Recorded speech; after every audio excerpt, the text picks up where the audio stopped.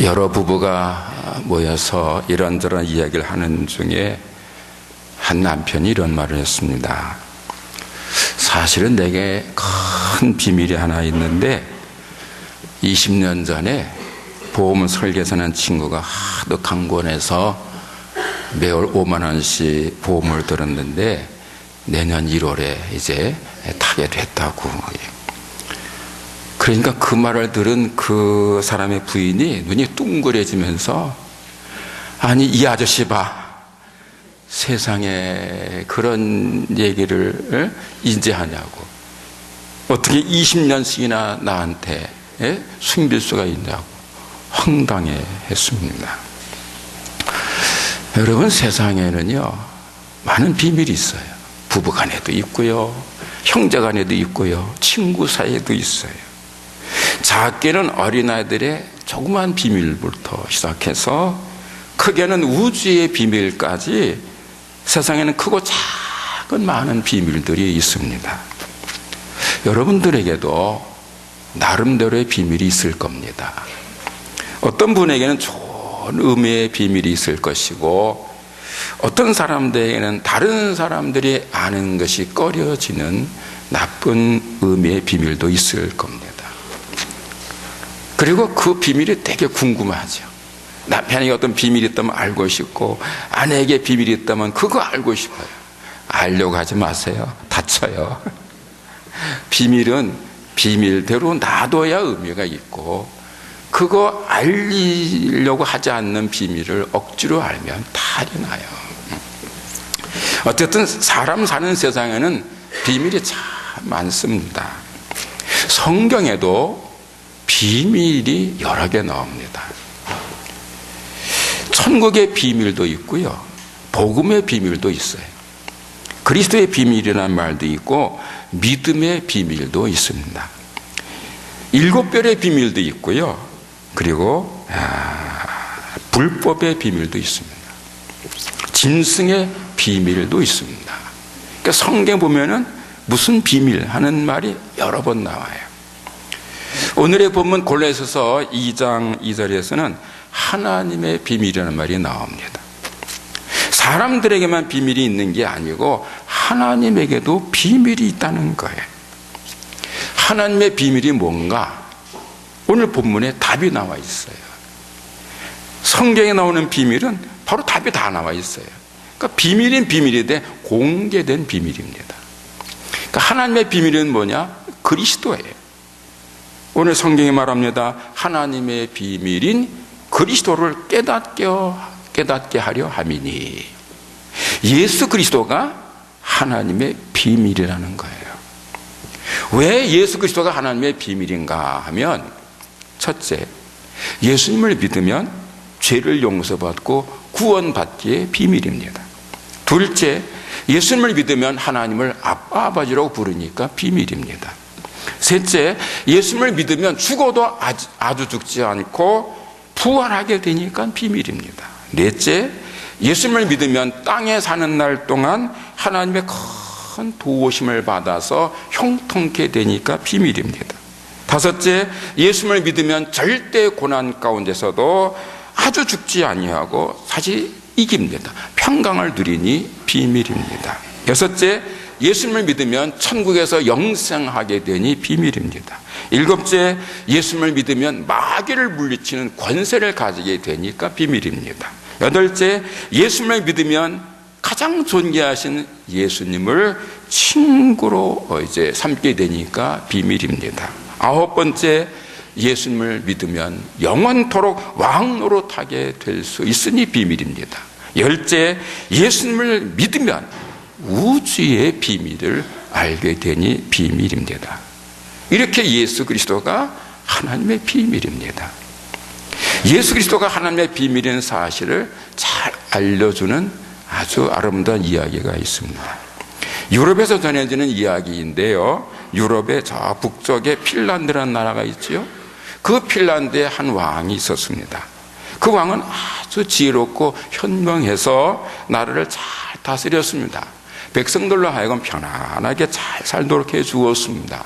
그래서 그 나라 백성들은 날마다 왕을 칭송했습니다. 아주 덕있고 현명한 왕을 모시게 돼서 참 행복하다 하면서 큰 기쁨으로 여겼습니다.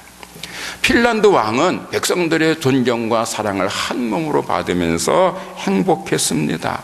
단 한 가지 빼놓고, 그 한 가지가 뭐냐 하면, 그 왕은 세상에 부족한 것이 하나도 없었는데 결정적인 것 하나가 부족했어요.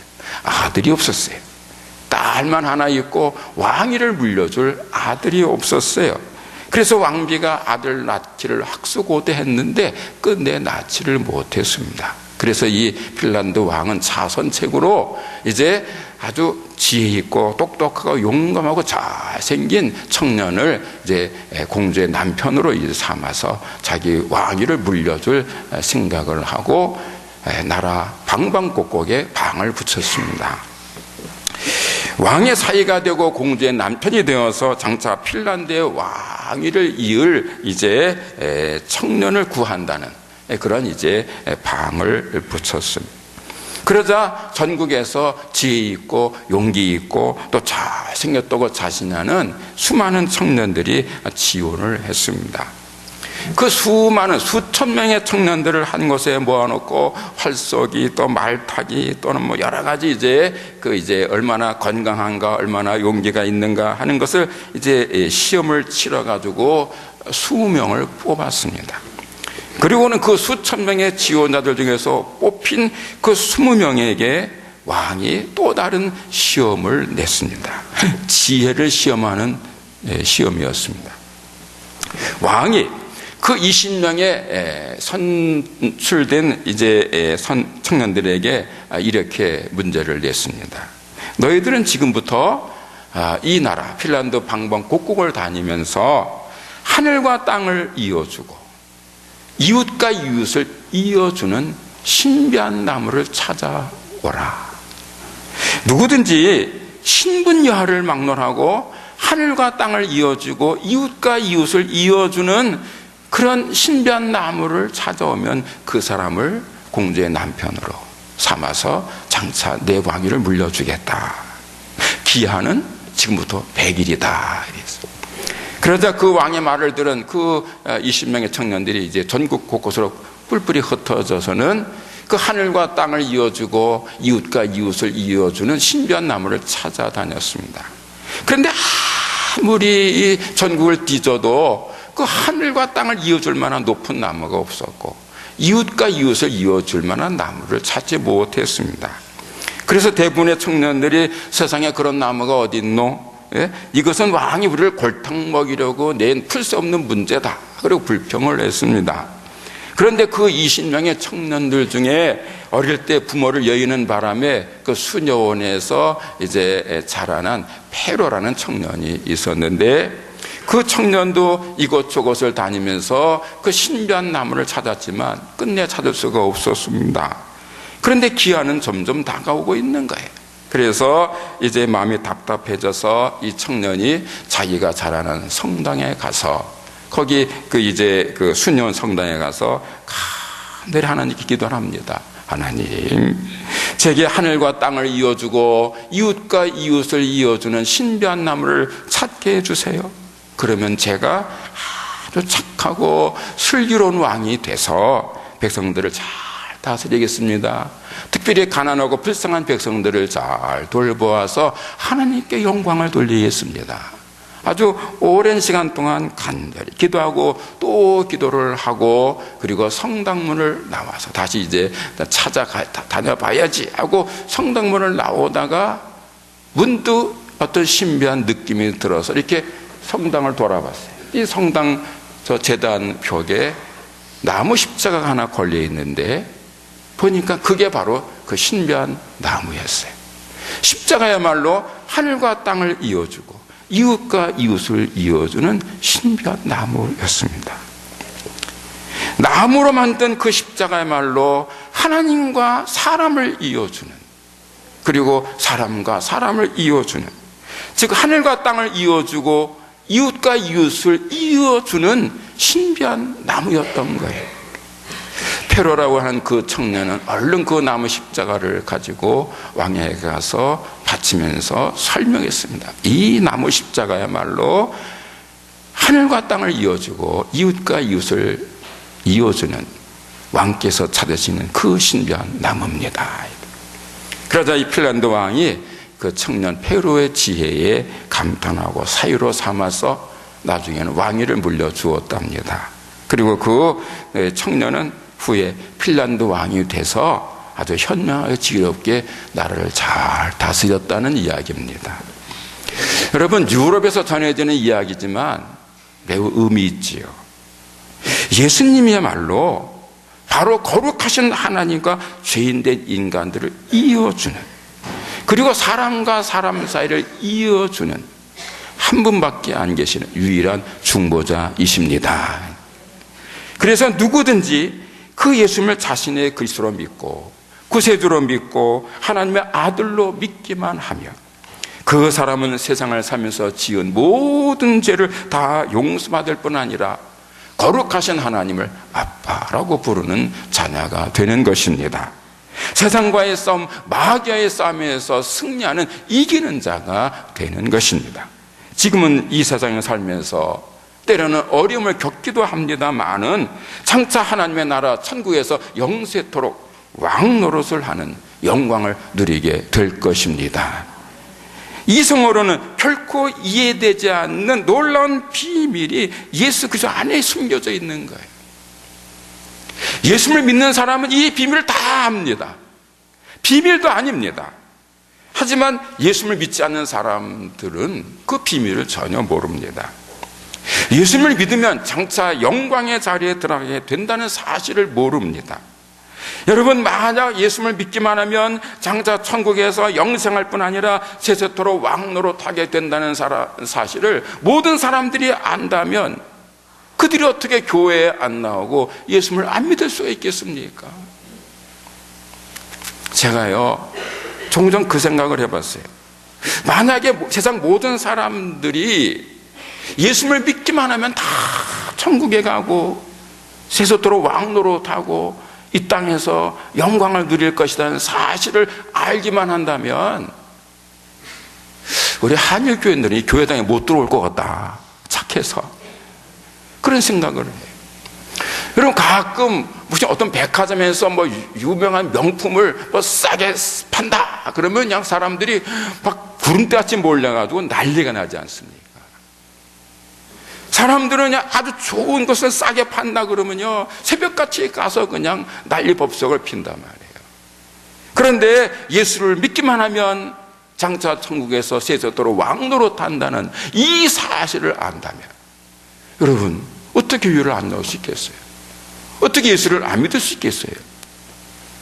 그런데 왜 그렇게 못하냐? 못 믿기 때문에, 비밀을 모르기 때문에 그런 거예요. 왜 사람들이 예수를 안 믿습니까? 자기들이 지금 심판과 지옥을 향해서 달려가고 있다는 그 비밀을 몰라서 그래요. 예수 그리스도가 하나님의 비밀인 사실을 몰라서 그래요. 반면에 여러분들과 저는 예수님을 믿고 있습니다. 예수님이 하나님의 비밀인 것을 믿습니다. 예수님이 하나님의 아들이신 것을 믿고 예수님이 나를 구원하신 그리스도라는 사실을 믿습니다. 예수를 믿음으로 모든 죄를 용서받았고 이 세상 사는 날 동안 날마다 하나님의 은혜 가운데서 살아간다는 것을 믿습니다. 장차 천국에서 영생할 뿐 아니라 왕노릇하게 된다는 이 놀라운 사실을 그대로 믿습니다. 그리고 믿는 대로 될 줄로 확신합니다. 하나님의 비밀은 예수 그리스도 안에 모든 것이 들어있음을 아는 거예요.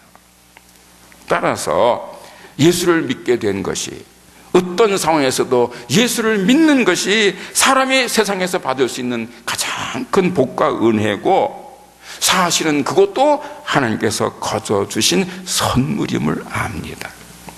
그래서 예수님을 믿는 사람이 행복한 것입니다. 예수님 안에서 거룩하신 하나님의 사랑을 날마다 듬뿍 받고 있으니 행복한 겁니다. 오늘 본문에 나오는 것처럼 예수 그리스도 안에는 모든 지혜와 지식의 모든 보화가 다 들어있단 말이죠.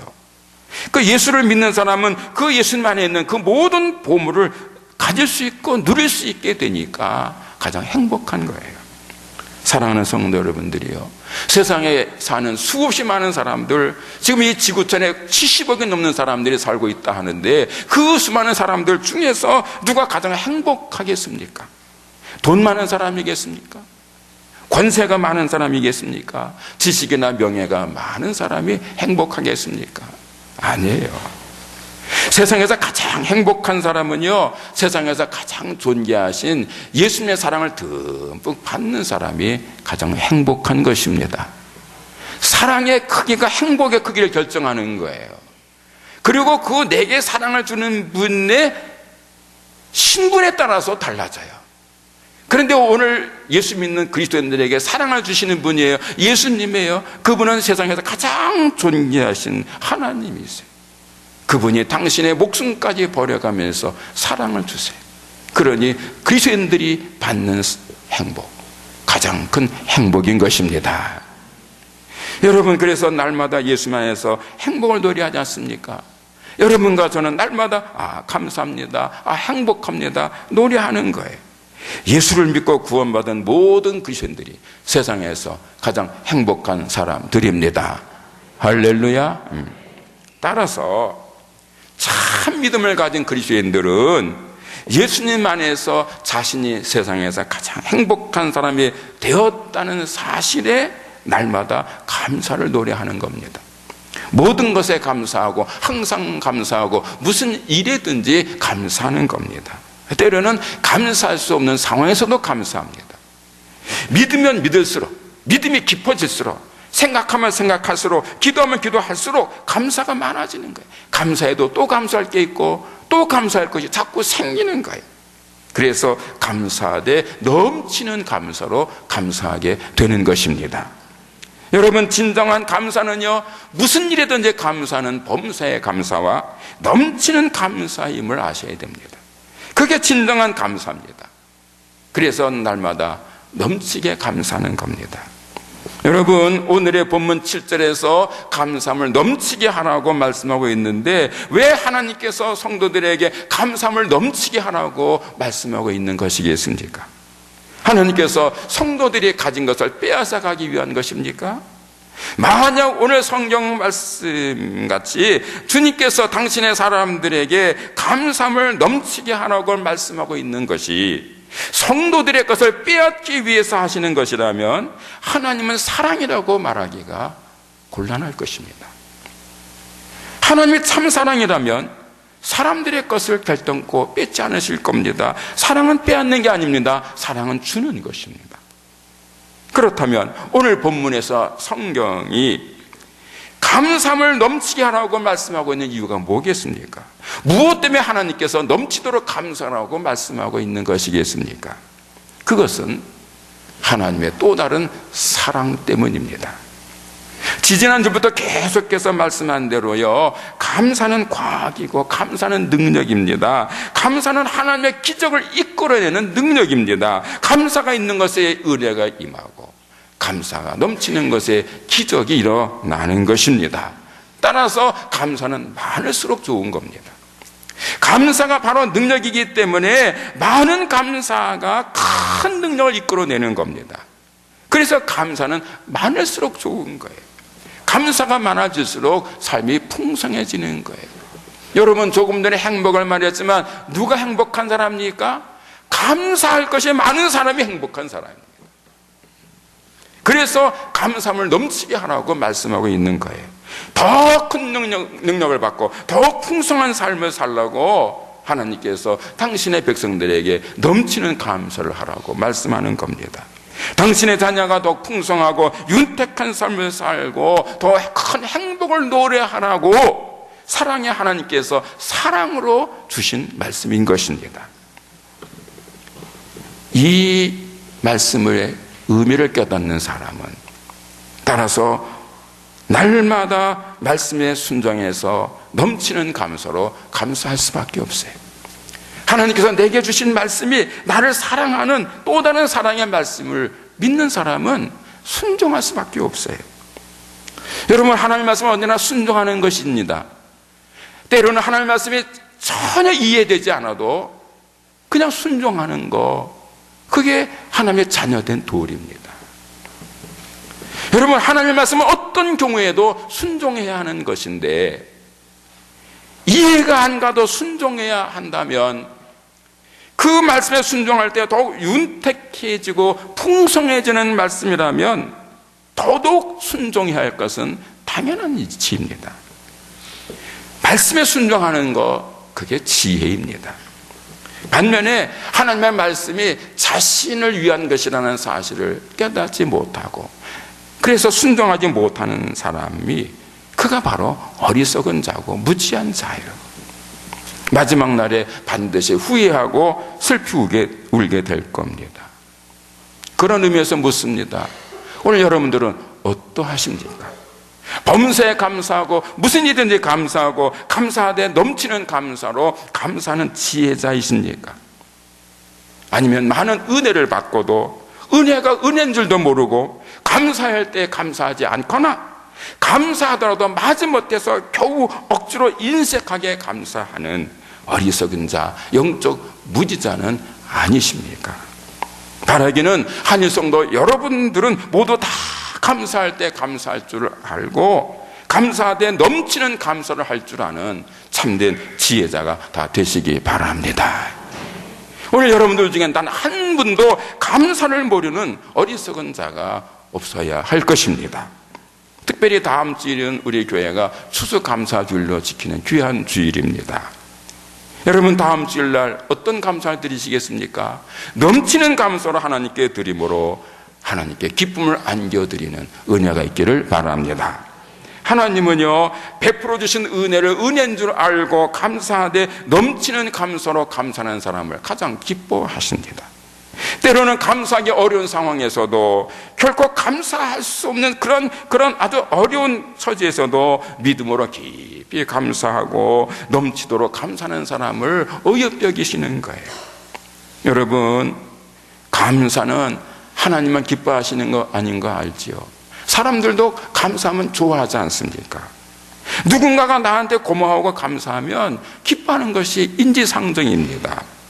특별히 내가 낳고 기른 자녀들이 그 부모의 은혜와 사랑을 깨닫고 깊이 감사할 때 인생의 보람을 느끼는 거예요. 여러분, 그렇지 않습니까? 여러분들은 언제 가장 기쁘십니까? 자녀가 없는 분들이나 아직 혼인하지 않은 청년들은 아직 실감되지 않겠지만은 자녀를 두신 분들은요, 언제 감사하고 언제 행복하냐 하면 내 자녀들이 진심으로 고마워하고 그 부모에게 감사할 때 그때 가장 기쁘잖아요. 하나님도 똑같으세요. 하나님께서도요, 당신의 자녀들은 그리스도인들이 모든 것이 다 하나님의 은혜인 줄로 믿고 감사하되 진심으로 감사하고 넘치는 감사로 감사할 때 가장 기뻐하시는 것입니다. 그래서 그 사람에게 새로운 복과 새로운 은혜를 주십니다. 사도 바울이 빌립보 감옥에서 고난 중에도 기쁨으로 감사할 때 기적을 베풀어 주셨던 것처럼 감사할 수 없는 상황에서도 감사하는 사람에게 하나님께서 새로운 복과 은혜를 주시는 거예요. 그러므로 새로운 복과 새로운 은혜를 받기를 원하면 감사 결심 써야 돼요. 그렇다고 해서 새로운 복과 은혜를 받기 위해서 감사란 말은 아니에요. 감사의 결과가 새로운 복과 은혜라는 것이지, 참된 감사, 진정한 감사는 대가를 기대하지 않는 순전한 감사인 겁니다. 그러므로 여러분들이 다음 주일날 감사주일에 감사하실 때에 감사의 대가를 계산하지 않는 순전한 감사를 드리셔야 됩니다. 내가 이렇게 감사하면 하나님께서 또 새로운 복 주시겠지. 그건 계산입니다. 그건 순전한 감사가 아닙니다. 그냥 받은 바 은혜에 깊이 감격해서 넘치는 감사로 감사할 때 하나님께서 기쁘게 받으실 것입니다. 여러분, 생각하면 생각할수록, 기도하면 기도할수록 지난 한 해도 은혜로 살았지 않습니까? 모든 것이 하나님의 은혜였고 모든 것이 하나님의 사랑이었습니다. 여러분, 지난 한 해도 세계적으로 얼마나 많은 어려운 일들이 있었습니까? 여러 나라에서 지진으로, 홍수로, 태풍으로, 기근으로 많은 사람들이 고통을 당했습니다. 불과 얼마 전에도 필리핀에요, 태풍이 불었는데 세계 기상 관측사상 최악의 태풍이 불어가지고 수천 명이 죽고 수백만 명이 이재민이 나서 지금 고생하고 있지 않습니까? 여러분, 텔레비전을 통해서 보셨죠? 신문을 통해서 보셨죠? 그냥 태풍이 쓸고 지나가니까 한 도시가 완전히 폐허가 되고 말았습니다. 얼마나 많이 죽었는지 모릅니다. 자, 그런데 우리 대한민국은 어떻습니까? 1년 내내 평안했습니다. 올해는 큰 비도 없었고 큰 태풍도 없었습니다. 지난번에 태풍이 올라온다 한다니 어딘가 다른 데로 가버렸습니다. 얼마나 감사한지 모릅니다. 여러분, 제가 지난 주일 말씀드린 것처럼 지난 주간 5일 동안 여행을 했는데 어딜 갔다 오면 중국을 갔다 왔어요. 신학교 동기생들하고 이제 같이 4박 5일 일정으로 중국에 갔어요. 북경으로 갔다가 태원으로 갔다가 이렇게 또 이렇게 이제 태양산이라는 곳에 돌아봤는데, 그 북경, 태원 이런 데를 이제 돌아보면서 우리 대한민국에 사는 것이 얼마나 고마운지, 얼마나 은혜인지 다시 한번 실감했습니다. 요즘 중국이요, 세계 경제 2위를 자랑하고 앞으로는 세계에서 제일 가는 경제 대국이 된다고 아주 뭐 큰 소리를 칩니다마는 제가 볼 때 중국 사람들 참 안 됐더라고요. 왜냐하면요, 중국은 요즘 공기하고 물이 너무 나빠요. 물은 원래부터 나빴고요. 중국 사람들이 왜 밥 먹을 때마다 차 마시는 줄 아십니까? 물이 나빠서 그렇습니다. 그냥 맹물 먹을 수가 없습니다. 물을 받아놓고 좀 있으면 밑에 석회가 쫙 깔립니다. 비데를 쓸 수 없다는 거예요. 우리나라 같은 비데 다 막혀서. 그래서 그냥 끓여 먹어야 되고 차 마셔야 돼요. 원래 물이 나빠요, 중국은. 그런데 지금은 공기까지 나빠졌어요. 이 산업화로 이 공장이 생기고 막 이러면서 공기가 얼마나 나빠졌는지 모릅니다. 요즘에 북경의 스모그는요, 세계적으로 악명을 떨치고 있습니다. 북경의 스모그가 얼마나 심한 거 아니? 대낮에도 태양을 봐도 해를 봐도 눈이 부시지가 않아요.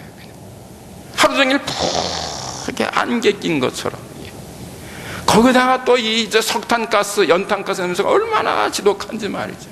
근데 멀미 날 정도더라고요. 그런 속에서 사는 거예요. 여러분, 물이 얼마나 나쁘냐면요, 제가 그 며칠 동안 이 손이 다 텄어요.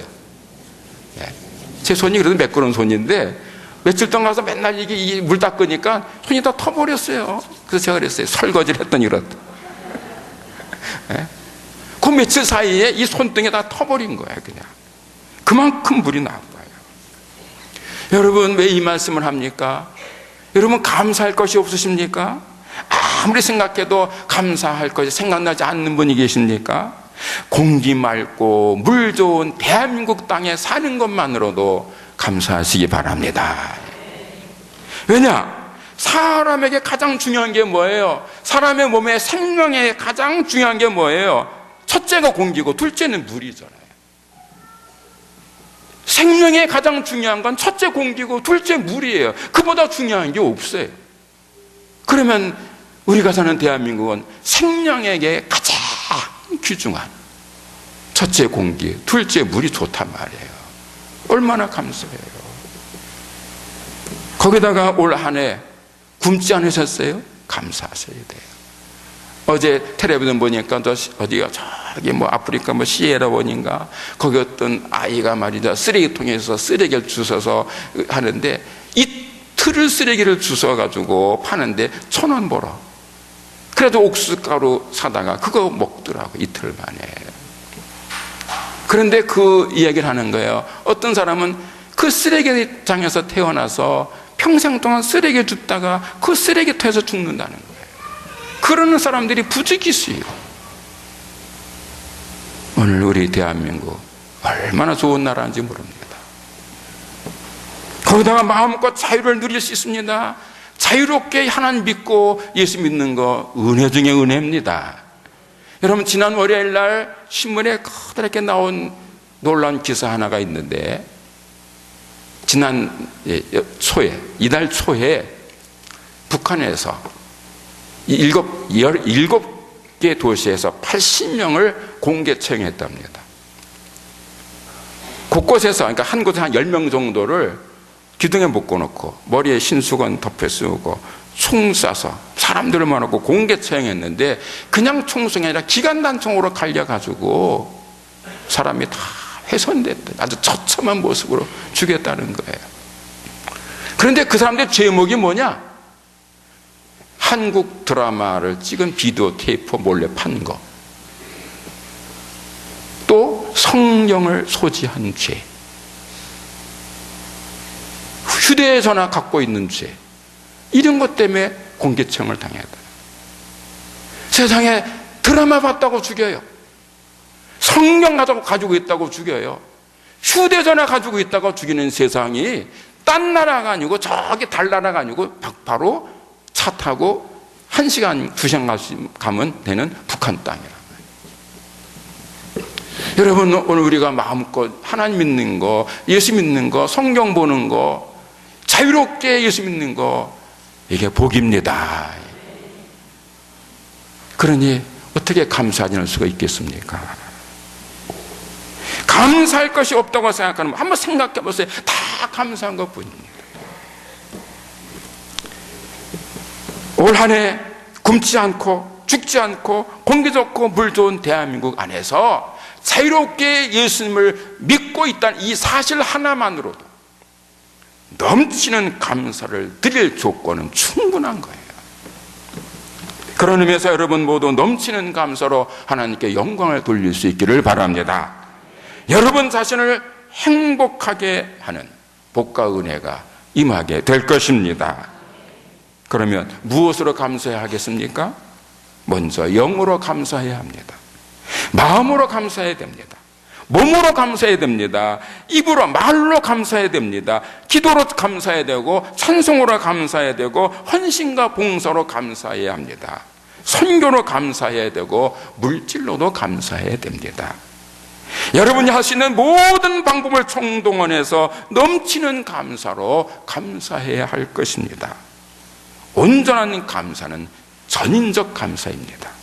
어느 것 한 가지라도 빠지면 온전한 감사라고 말할 수 없습니다. 그리고 온전한 감사가 있는 그곳에 넘치는 기쁨과 충만한 행복이 임하게 될 것입니다. 기도하겠습니다. 하나님 아버지, 참 감사합니다. 생각하면 생각할수록, 기도하면 기도할수록 감사할 것뿐입니다. 하나님 아버지, 이제 다음 주일 저희 교회가 추수 감사주일로 지킵니다. 우리 사랑하는 교우들 한 해를 돌아보면서 넘치는 감사로 하나님께 영광을 돌려서 하나님을 기쁘시게 하게 하시고, 또한 하나님께서 주시는 새로운 은혜와 복을 풍성히 누리는 참된 지혜자, 참된 복자들이 다 되게 하여 주시옵시고, 저희 가운데 단 한 사람도 감사할 것이 없는 불행한 사람 없게 하여 주옵소서. 예수님의 이름으로 기도하옵나이다. 아멘.